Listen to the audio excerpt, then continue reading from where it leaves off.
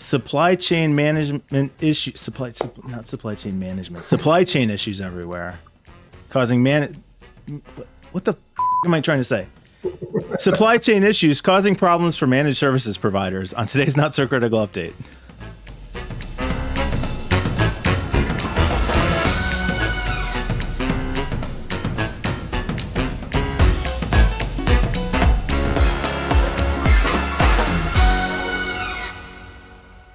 That was kind of a rough start.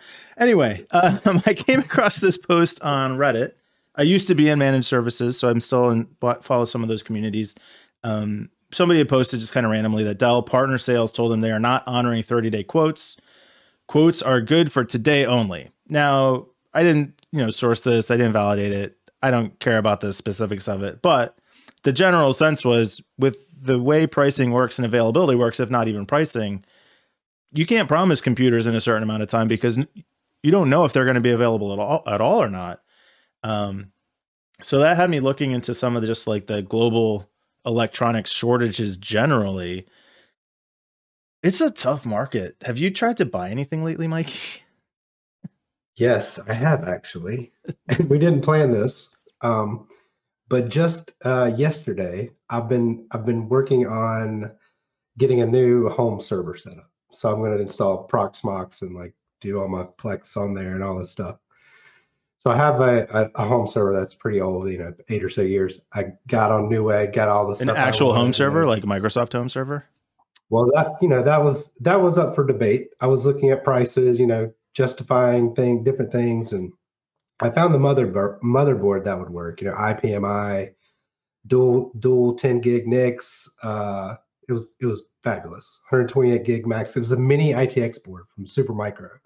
It was like, oh, this thing is perfect. Now I just need a case to put it in. And the cases, I was like, this is terrible. I can have a rack I could put it in. Anyway, so I find the case that I like, put it in my cart, and then I've got everything there, and I'm like, okay, yeah, this is great. This morning, I come to the computer, go to the cart, refresh the page. Like I'm thinking I might just buy this thing today. I'm about to drop like $3,000 on a new. Don't tell my wife. Should have thought that yesterday. New, home server parts, and 3 of the items in the cart bumped up in price when I refreshed the page. I was like, what? It went from like $3,200 to like $3,400, $3,500. I was like, whoa, this is interesting. Almost like they're still available at all. Yeah. So, and then you're like, well, what do? I got to buy it now. It's like, limited time, limited offer. But I didn't. I restrained myself, and I'm just gonna wait it out. I'm not in any rush for that. And yeah, I feel for MSP specifically, because if they have a need, they have to buy it. Like there's no stopping. Yeah, I mean, one of the points somebody else in the thread made is like, everybody knows that we have these issues right now. No MSP client should be like, what are you talking about? Supply chain issues affecting my business? Well, I don't even understand. Like, we kind of know this is going on. I'm shocked and chagrined. But I think it's still easy to kind of be caught off guard by that. And I went through the same thing. I built this computer that I'm on now in March, April, like June of 2020. Was that when the pandemic started? March of 2020? Or was that 2019? Yeah, so you got like just before things went crazy. Yeah, I mean, almost just before. It was a situation where, like you said, everyday prices were going up. I was trying to find a specific processor. I want to say it was the AMD 1600 AF. And I could find one, but then it would go out of stock immediately. I had Watch set up in Amazon, and I'd get an email, but by the time I could click the link in the email to add it to my cart, it was gone. I had made a couple motherboard orders off of eBay and just got the orders canceled. So it was tough. And I think just in looking at this, what stood out to me is some of the reasons that contribute to the supply chain issues. It doesn't just mean that finished goods are sitting on a ship outside of California or Texas waiting to get unloaded. Although certainly that's part of it, but skyrocketing consumer demand for GPUs for crypto mining, PC components for streaming, gaming builds during the lockdowns. There's shortages on the raw materials and component shortages. Um, Global war.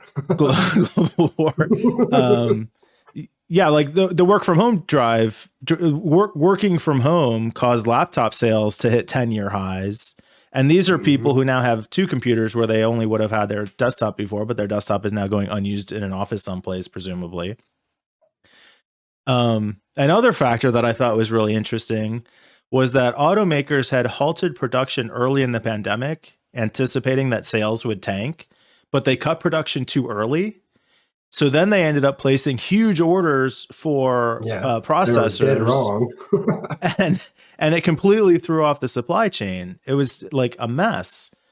There's Um, probably still thousands of F-150s sitting in a lot somewhere with no chips in them. It can't run. and now you can't get cars either. I mean, that's probably why, No, I mean, or at least I a think factor. the supply constrained environment continues until something changes or gets worse, to where it Yeah, doesn't just matter about where the supply chain doesn't matter unless it it's was for almost a like perfect bread or storm. milk. Yeah, The snap freeze in Texas caused yeah. Samsung's semiconductor plant to shut down. A drought in Taiwan caused semiconductor manufacturing to shut down. Don't Uh, forget the boat in the Suez Canal. oh, the Ever Given, is that what it was called? Yeah, the Ever Given. That was it. Oh man, it's like all these things happen at once. Inflation, blah blah blah. Almost without COVID, all this stuff would have been a problem, Oh yeah, and COVID. and then COVID on top. It's it's not surprising though, right? Like the global economy came to a grinding halt, and we lost. But then it didn't. People were home, still getting paid, and we're like, well, I'm gonna start a business. I'm gonna buy stuff. I'm gonna whatever order anything I can off the internet, and it exploded. Yeah, that's true, but when things, even if things just stopped for that instant, we lost decades of efficiency in the supply chain. We've been building up just in time supply chain management for decades.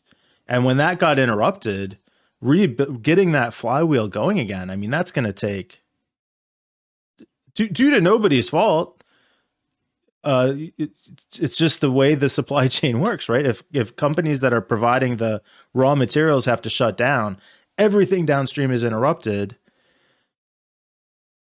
It's gonna be another, from now, probably 3 to 5 years, if not longer, before things really start to smooth out, I Wow. think. You think 3 to 5 years? Wow. Yeah, the systems that went down are systems that had been built up over decades, and we were depending on efficiencies that overnight ceased to exist. And it's Right. And they were working really well. Like they were well oiled as long yeah, as all the pieces kept moving. But when as one long stopped, it exactly. then Yeah, backed up behind it.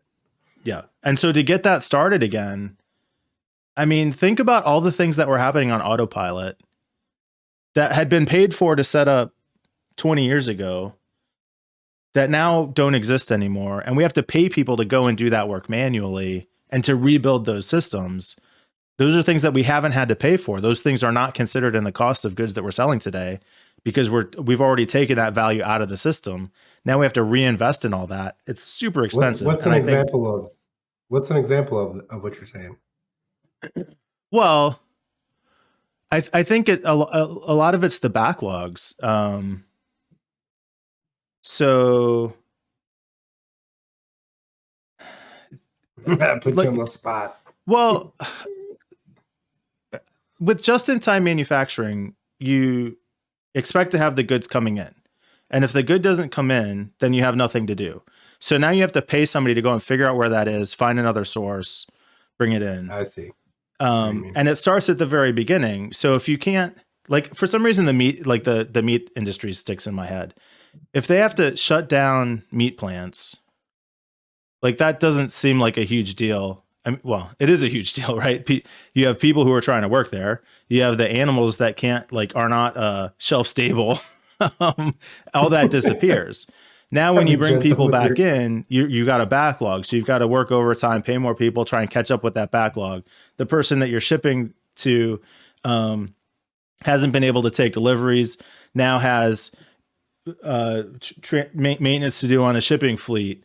All the scheduling that had been worked out, somebody's got to put the time back into doing that. If the entire system, it's like it's like a house of cards, right? If you take the cards out of the middle, it's gonna take you a lot of time to build that house of cards back up again. Yeah, I don't think we had ever considered the supply chain being fragile.